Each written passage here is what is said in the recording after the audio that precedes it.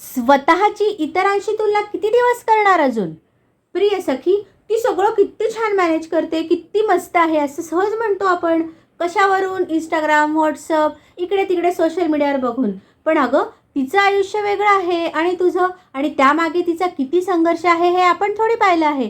खरं खोटं हे आपल्याला माहिती आहे का? इथे सगळं छानच दिसतं, मग तुलना करणं कितपत योग्य आहे बरं? ती किती छान आहे, तिचं घर, तिचं आयुष्य, तिची नोकरी, तिची मुलं. शिबाई, आणि मीच मागे पडले. अगं, पण तिचा प्रवास आपण पाहिलाय का? फक्त एक छोटीशी झलक पाहिली आहे.